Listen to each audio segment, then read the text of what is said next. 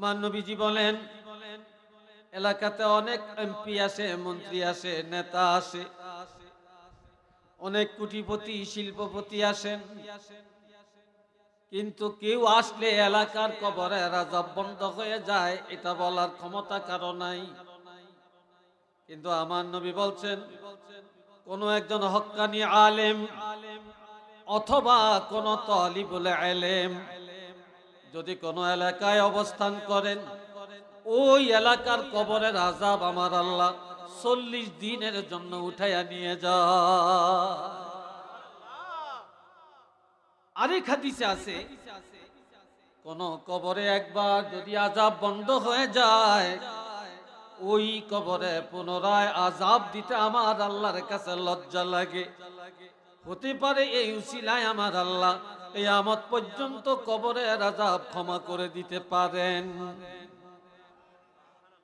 তাহলে এই মাহফিলের আয়োজন করলে, মাহফিলে গেলে, ওলামায়ে কেরাম আসলে লাভ হয় না ক্ষতি হয়? জোরে বলেন, লাভ হয় না? আমি অনেক বড় কিছু না, অনেক কিছু জানি তা না, আমি একটা নাখান্দা নালায়েক গুনাহগার। আসলে দুনিয়াতে যত ইমাম সাহেবরা আছেন, সব ইমাম সাহেবরা কিন্তু ধরার মধ্যে আছেন। মুসল্লিরা আল্লাহর দরবারে এত ধরা নেই, কারণ কিয়ামতের ময়দানে ইমাম সাহেবরা মুসল্লিগো নামাজের হিসাব দেওয়ার জন্য দাঁড়িয়ে থাকা লাগবে, কিন্তু মুসল্লিরা এই জন্য দাঁড়িয়ে থাকা লাগবে। যারা বক্তা তারা আল্লাহর দরবারে দাঁড়িয়ে থাকা লাগবে, যতগুলো কথা বলছে এগুলা তার মধ্যে আসছিল কিনা, আছে কিনা জবাব দেওয়ার জন্য। কিন্তু শ্রোতারা সব শুনে যদি আমল করতে নাও পারে, কিন্তু বক্তা আল্লাহর আদালতে যত ধরা খাবে, কিন্তু শ্রোতারা এতটা ধরা খাবে না। কথাটা বুঝাইতে পারছি কিনা? ওয়াজ করতে পারলেই যে আমরা বড় হয়ে গেলাম তা না, আসলে আমরা অনেক ভয়ের মধ্যে। আপনারা দোয়া করেন যে কথাগুলো আমরা বলবো বা আমার মুখ দিয়ে আল্লাহ বের করবেন, এ কথাগুলো যেন আমার মধ্যে থাকে, আমি আমল করতে পারি, এবং সাথে সাথে আপনাদেরকেও আমল করার তৌফিক আল্লাহ দান করেন। আমিন বলবেন না? আর একটু জোরে বলবেন না? হাজিরিন, এই জায়গায় যারা আছেন, আলোচনার শুরুতে আমি একটা অনুরোধ করব, আমি কথা বলি একটু ধীরে আস্তে। আমি অত চিল্লানের অভ্যাসও আমার নাই, আর শক্তি বা কতটুকু আছে? চিল্লানের জন্য তো একটা শক্তি লাগে, তাই না? আমি এটার অভ্যস্তও না আর পারিও না, আমি একটু ধীরে আস্তে কিছু কথা বলবো। আপনারা সবাই আমার এই ধীর গতির কথাগুলো শুনতে রাজি আছেন কিনা?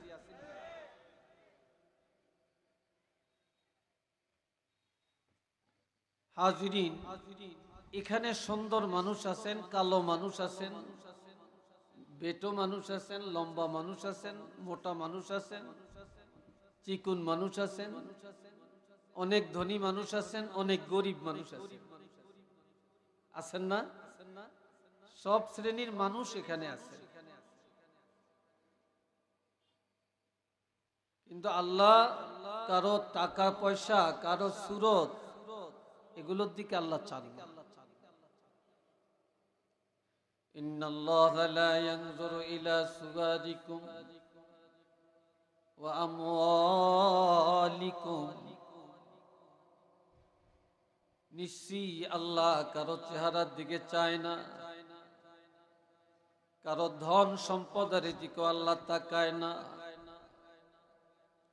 ওয়ালাকিন ইয়ানজুরু ইলা কুলুবিকুম ওয়া আ'মালিকুম, আল্লাহ শুধু দেখেন তোমাদের অন্তরের দিকে, আর দেখে কার আমল ভালো ওই আমলের দিকে। আল্লাহ কারো চেহারার দিকে চায় না। কে ধনী কে গরিব এটা আল্লাহ দেখেন না, কে কালো কে সুন্দর এটা আল্লাহ দেখেন না। আল্লাহ শুধু দেখেন অন্তরের দিকে, আর দেখেন আমলের দিকে। আল্লাহ দেখেন কার আমলটা ভালো, কার আকীদা ভালো, কার অন্তর ভালো। আল্লাহ শুধু এটাই পছন্দ করে, আর কিছুই আল্লাহ দেখেন। হযরত বেলাল হাবশী রাদিয়াল্লাহু, কালো কুৎসিত, গালগুলি বাক্কা বাক্কা, চেহারার মধ্যে কোনো ডক নাই, নিগ্রু এবং হাবশী বংশের। তিনি ছিলেন গোলাম। কিন্তু আল্লাহ পাকের কাছে হযরত বেলালের ইজ্জত কম ছিল না বেশি ছিল? জোরে বলেন। আমরা 5 ওয়াক্ত নামাজে মুয়াজ্জিন সাহেবরা আজান দেন, ফজরের আজানে একটা বাক্য বেশি আছে, এটা জানেন তো? বাক্যটা কি বলেন তো? মাশাআল্লাহ। এটা আসলো কোত্থেকে?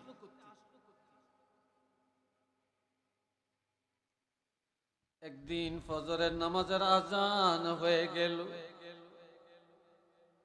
আল্লাহর হাবিব রাহমাতুল লিল আলামিনের পিছনে নামাজ পড়বে সাহাবায়ে কেরাম দলে দলে মসজিদে হাজির, মসজিদে এসে উপস্থিত, কিন্তু নবী এখনো আসেন না। হযরত ওমরকে বলল, ওমর তুমি যায়া নবীকে ডেকে আনো। বলে আমি পারবো না, কিভাবে ডাকবো, ভাষা তো জানি না। হযরত আবু বকরকে বললেন, এ আবু বকর তুমি যায়া নবীকে ডেকে আনো। বলে আমিও পারবো না, কিভাবে রাসূলকে ডাকবো, এই ভাষা আমি জানি না। তো সবাই সিদ্ধান্ত দিল হযরত বেলালকে ডাকো। বেলাল তো আজান দিয়া সবাইকে ঘুম থেকে জাগিয়ে আনে, বেলালকে পাঠাও রাসূলকে আনার জন্য। হযরত বেলাল রাদিয়াল্লাহু রাসূলে পাকের হুজরার পাশে চলে গেলেন। তিনি দাঁড়াইলেন, বুঝতে পারলেন নবী এখনো ঘুমাইতেছেন, এখনো জাগেন না। কিভাবে ডাকবে, ভাষাও জানেন না। আমরা একজন আরেকজনকে যেভাবে ডাকি, এইভাবে কি আমার নবীকে ডাকা যাবে? হ্যাঁ। হযরত বেলাল রাদিয়াল্লাহু চিন্তা করতে করতে হঠাৎ বলে ফেললেন, আসসালাতু খায়রুম মিনান নাওম। এই জীবনের প্রথম হযরত বেলাল রাদিয়াল্লাহর জবান দিয়া কথাটা আল্লাহ বের করলেন। এর আগে এই কথাটা আজানে ছিল না। এই প্রথম হযরত বেলাল রাদিয়াল্লাহর জবান দিয়া কথাটা বের করলেন। নবীজি আওয়াজ পেয়ে ঘুম ভেঙে গেল, ওযু করে সোজা মসজিদে চলে গেলেন, নামাজের ইমামতি করলেন। নামাজ শেষ করে দাঁড়িয়ে বললেন, এই বেলাল কোথায়, আমার কাছে আসো। আল্লাহর হাবিব বেলালকে জড়ায়া চুমা খেতে লাগলেন আর বললেন, এ বেলাল, আমি রাসূলুল্লাহ তো চমৎকার কথা আর কারো কাছে শুনি না, তুমি এটা পাইলা কোথায়? হযরত বেলাল বলতেছেন, ইয়া রাসূলুল্লাহ, হযরত ওমর ফারুক রাদিয়াল্লাহু আপনাকে ডাকতে আসেন না? হযরত আবু বকর সিদ্দিক রাদিয়াল্লাহু আসেন না? সবাই আমাকে পাঠায়, আমি কিভাবে ডাকবো, ভাষা খুঁজে পাই না। আমি চিন্তা করতে করতে আমার জবান দিয়ে কথাটা বের হয়ে যায়, আমিও টের পাই না কিভাবে যে বের হয়ে যায়। আর একটু আওয়াজ দিয়ে বলেন।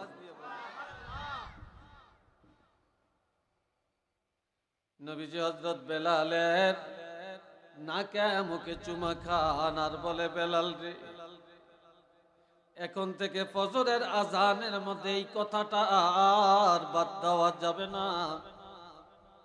এখন থেকে প্রতিদিন ফজরের আজানে এই শব্দটা লাগাইয়া দিও।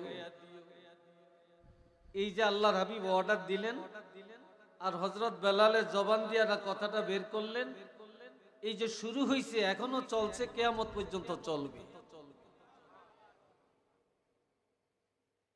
নবীজি বললেন, ও আমার সাহাবীরা, হযরত বেলাল রাদিয়াল্লাহু যেভাবে আমার বুকের মধ্যে জড়ানো, তোমরা তেমনি ভাবে আমার বুকে জড়াইয়া জান্নাতে যাইতে রাজি কিনা? আমার নবীর সাথে নবীকে জড়াইয়া জান্নাতে কে যাইতে রাজি নাই বলেন তো? সবাই তো আমরা চাই নবীর সাথে জান্নাতে যাইতে।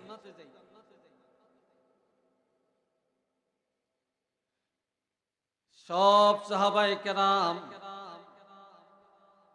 উদাত্ত কণ্ঠে বলে ফেললেন, ইয়া রাসূলুল্লাহ, আমরা চাই আপনার সাথে জান্নাতে যেতে। নবীজি বললেন, যারা ফজরের আজান শোনার পরে ঘুম থেকে জেগে নামাজে দাঁড়িয়ে যাবে, আমি রাসূল ঘোষণা করলাম, আমার ওই উম্মতেরা গরিব হতে পারে, ধনী হতে পারে, সুন্দর হতে পারে, কালো হতে পারে, নিম্ন বংশের হতে পারে, উচ্চ বংশের হতে পারে, সে যেই হোক না কেন, আমি রাসূল বলে দিলাম, কিয়ামতের ময়দানে আমি রাসূলের সাথে জান্নাতে থাকবে। সবাই উচ্চ আওয়াজে বলেন আলহামদুলিল্লাহ। তাহলে হযরত বেলালের জবানের এই কথাটা আল্লাহ কবুল করলেন বেলালের চেহারার দিকে চাইয়া না আমলের দিকে চাইয়া? কিসের দিকে তাকাইয়া? আমলের দিকে।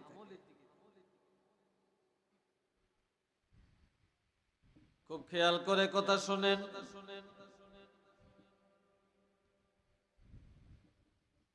আমরা যারা এখানে আসছি, আমরা অনেকে ভাবছি আজকের প্রধান মেহমান যেহেতু আসতে পারে না, তো যাই আর লাভ কি? ঠিক না কথাটা? এমনও তো কিছু মানুষ আছে, যাই আর লাভ কি? একটু লাভের কথা বলি, একটা হাদিস শুনে। قال رسول الله صلى الله عليه وسلم من سلك طريقا يلتمس فيه علما سهل الله له به طريقا إلى الجنة। তো কথাটা শোনার আগে সবাই একবার বলেন আলহামদুলিল্লাহ। আর একটু জোরে কোন আলহামদুলিল্লাহ। হাজিরিন, এইদিকে ভাই আপনারা কথা জোরে কইেন না, সবাই একটু আল্লাহর ওয়াস্তের সামনে আইসা আমার কথাগুলো শুনেন, কাজে লাগবে ইনশাআল্লাহ। আমার দিকে চাচ্ছেন নি আপনারা? ওই দিকে চাচ্ছেন কি? ওইদিকে কি সব আমার দিকে চান? আমার কথা বুঝেন তো না? বুঝতে সমস্যা? আমরা যারা এখানে আসছি, আমরা কি এখানে আসছি তামসা করার জন্য না কিছু এলেম শিখার জন্য? কিছু কথা শুনবো, আমরা বাড়িতে গিয়া আমল করব, তাই না? নবীজি বলেন, খেয়াল করেন, আমার নবীজি বলেন, এলাকাতে অনেক এমপি আসে, মন্ত্রী আসে, নেতা আসে, অনেক কোটিপতি শিল্পপতি আসেন, কিন্তু কেউ আসলে এলাকার কবরে রাজাব বন্ধ হয়ে যায়, এটা বলার ক্ষমতা কারো নাই। কিন্তু আমার নবী বলছেন, কোন একজন হক্কানি আলেম অথবা কোন তালিবুল ইলম যদি কোন এলাকায় অবস্থান করেন, ওই এলাকার কবরের আযাব আমার আল্লাহ 40 দিনের জন্য উঠাইয়া নিয়ে যায়। আরেক হাদিসে আছে, কোন কবরে একবার যদি আযাব বন্ধ হয়ে যায়, ওই কবরে পুনরায় আযাব দিতে আমার আল্লাহর কাছে লজ্জা লাগে। হতে পারে এই উসিলায় আমার আল্লাহ কিয়ামত পর্যন্ত কবরের আযাব ক্ষমা করে দিতে পারেন। তাহলে এই মাহফিলের আয়োজন করলে, মাহফিলে গেলে, ওলামায়ে কেরাম আসলে লাভ হয় না ক্ষতি হয়? জোরে বলেন, লাভ হয় না? এই লাভ আপনারা কোথায় পাবো বলেন? এই হাদিসটা বললাম, এই লাভটা শুনাইলাম, যারা বলেন মাহফিলে যাইয়া লাভ কি, তাদের বোধগম্যের জন্য, বুঝার জন্য, অনুভূতির জন্য আমি হাদিসটা শুনাইলাম। এরপরে আসেন আরেকটা হাদিস। عن علي رضي الله تعالى عنه قال قال رسول الله صلى الله عليه وسلم لا يبقى يوشك أن يأتي على الناس زمان لا يبقى من الإسلام إلا اسم ولا يبقى من القرآن إلا رسم مساجدهم عامرة وهي خراب من الهدى علماؤهم شر من تحت أديم السماء من عندهم تخرج الفتنة وفيهم تعود أو كما قال عليه الصلاة والسلام. এই হাদিসটা শুনলে কেউ হয়তো খুশি হবেন, কেউ হয়তো বেজারও হইতে পারে। তবে আমরা আসছি কোরআন হাদিসের কথা বলবো, কে খুশি কে বেজার এটা দেখার বিষয় তো না, নাকি? হযরত আলী রাদিয়াল্লাহু থেকে হাদিস, আল্লাহ রাবী ইরশাদ ফরমান ইউশিকু আন ইয়াতি আলান নাসি জামানুন, এমন একটা সময় খুব দ্রুত তোমাদের মধ্যে আসতেছে, লা ইয়াবকা মিনাল ইসলামি ইল্লা ইসমু, যে সময় তালাশ করলে মুসলমান অনেক পাওয়া যাবে, কিন্তু মুসলমানের মধ্যে মুসলমানই পাওয়া যাবে না। কি কথা ঠিক কিনা? মুসলমানের অভাব নাই, কিন্তু মুসলমানই নাই। নবীজি বলছেন এমন একটা সময়ের মধ্যে তোমরা আসো, বা তোমাদের মধ্যে এমন একটা সময় আসতেছে যে সময়ে তো তোমরা ইসলামের কিছুই পাবে না, থাকবে শুধু নাম। আমরা মুসলমান এই নামটা আছে, আমাদের ধর্ম ইসলাম এই নামটা আছে, সর্বশ্রেষ্ঠ ধর্ম ইসলাম এই নামটা আছে, কিন্তু আমাদের মধ্যে মুসলমানই তালাশ করলে নাই।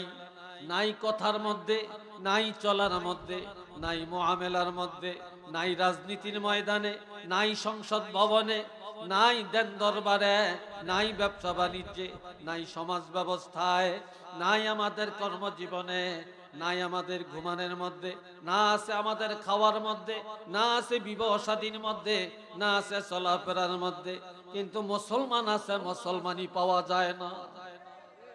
কি বলেন, কথা ঠিক কিনা? মুসলমানই পাওয়া যায় না। এই জন্যে একজন বড় ওলি আল্লাহ আল্লামা হাতেম আলী বগদাদী রহমতুল্লাহ আলাইহি, যিনি ফুরফুরা হযরত আবু বকর সিদ্দিক রহমতুল্লাহ আলাইহির একজন খলিফা ছিলেন, তিনি একদিন বলছিলেন এই দুনিয়ায় সব ভালো পাওয়া যায়, একটা জিনিস ভালো পাওয়া যায় না। বাজারে গেলে ভালো মাছ পাওয়া যায়, ভালো ডাল পাওয়া যায়, ভালো গোশত পাওয়া যায়, ভালো তরকারি পাওয়া যায়, আবার চিকিৎসার জন্য ভালো ডাক্তার পাওয়া যায়, বাড়িঘর করবেন ভালো ইঞ্জিনিয়ার পাওয়া যায়, ভালো কারিগর পাওয়া যায়, ভালো চেয়ারম্যান পাওয়া যায়, ভালো মেম্বার পাওয়া যায়, ভালো এমপি পাওয়া যায়, ভালো মন্ত্রী পাওয়া যায়, ভালো সরকার পাওয়া যায়, ভালো বউ পাওয়া যায়, ভালো স্বামী পাওয়া যায়, ভালো বাবা পাওয়া যায়, ভালো মা পাওয়া যায়।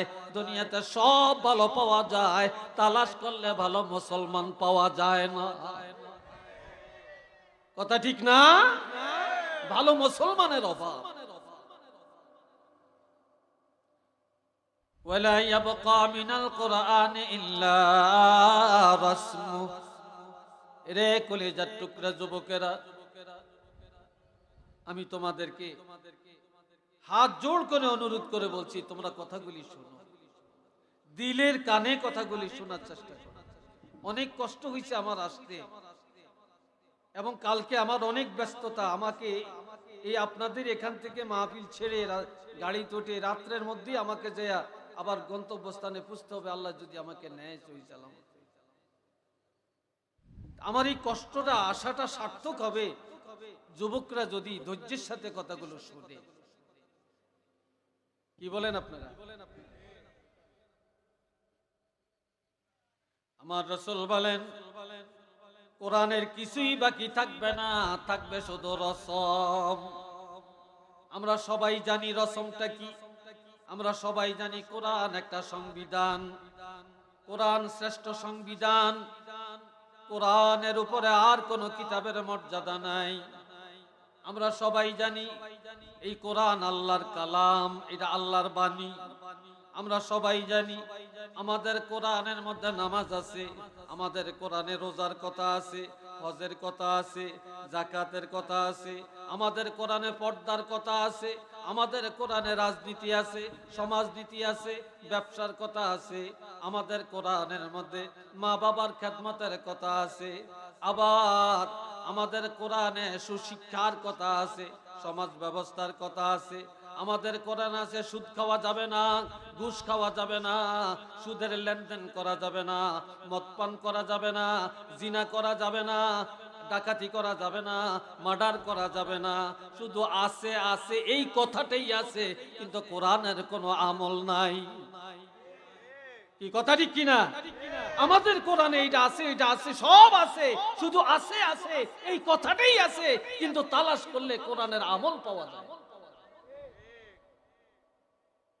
অথচ আমাদের কোরআনে আছে সুদ খাওয়া হারাম, আমরা মুসলমানের এই সুদ খাই, সুদে টাকা লাগাই। ঘুষ খাওয়া হারাম, আমরাই ঘুষ খাই। মিথ্যা বলা হারাম, আমরাই মিথ্যা বলি। যৌতুক লওয়া হারাম, আমরাই যৌতুক লই। আমাদের কোরআনে আছে আল্লাহ নবীকে সবচেয়ে বেশি সম্মান করেছেন, আর আমরাই নবীকে অসম্মান করি। এই কথা ঠিক না? তো কোরআনে আছে আছে, রসমটি আছে, কিন্তু কোরআনের আমল তালাশ করলে না।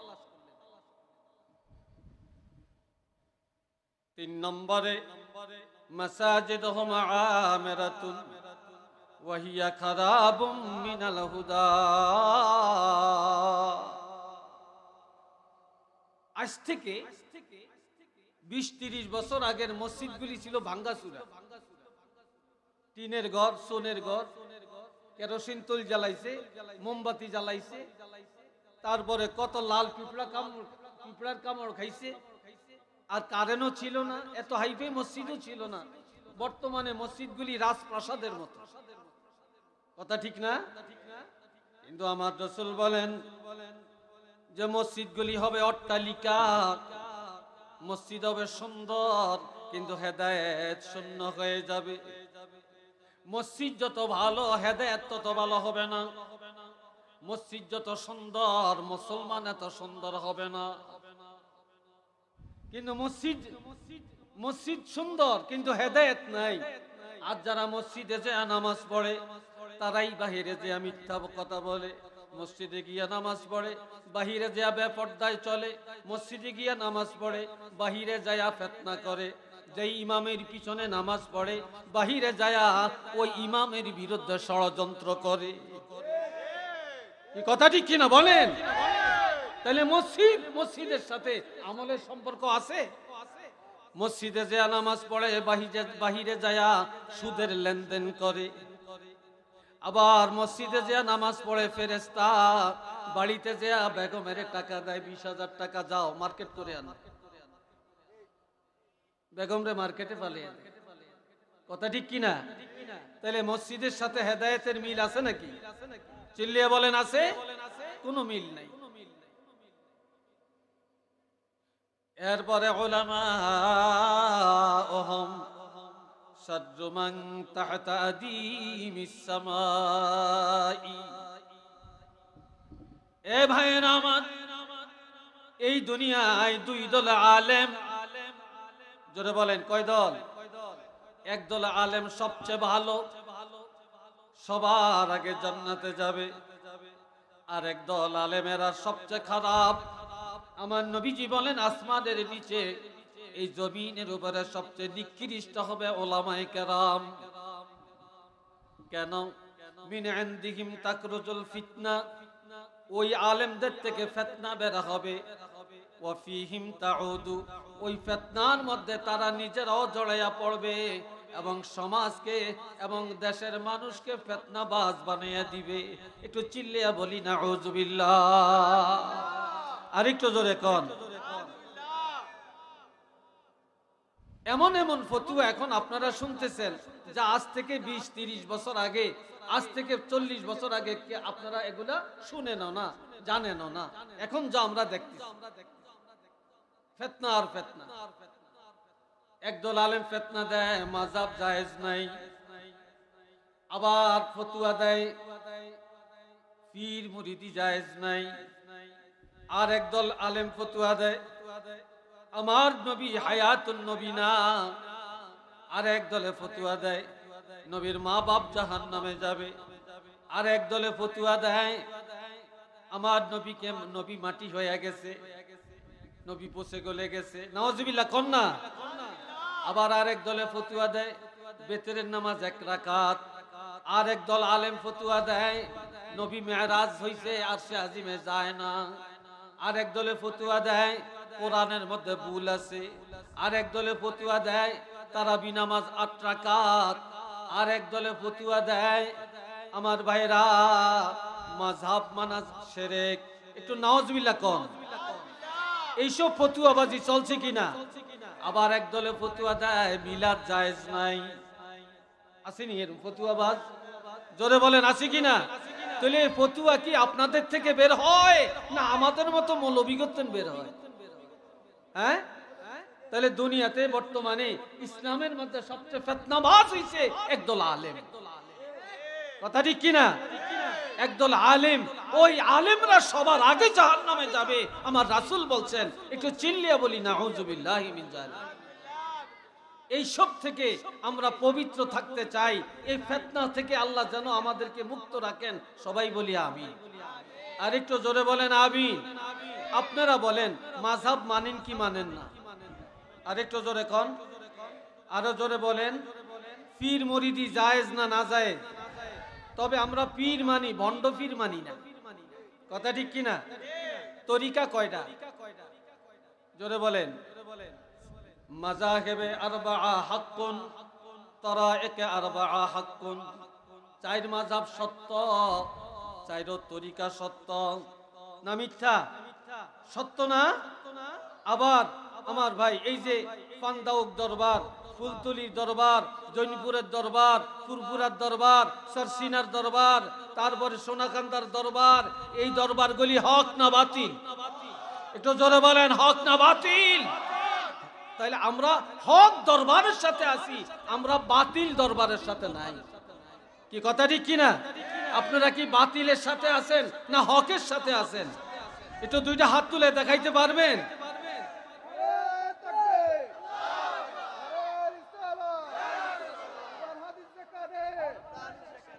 আল্লাহ কবুল করেন। সবাই বলি আমিন।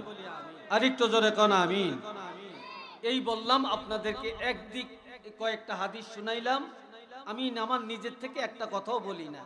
এইবারে আসেন, আমি আমাদের কোরআন শরীফে নামাজ আছে, রোজা আছে, হজ আছে, যাকাত আছে, পর্দা আছে, মা বাপের কথা আছে কি নাই? জোরে কোন। আসেনি না নাই?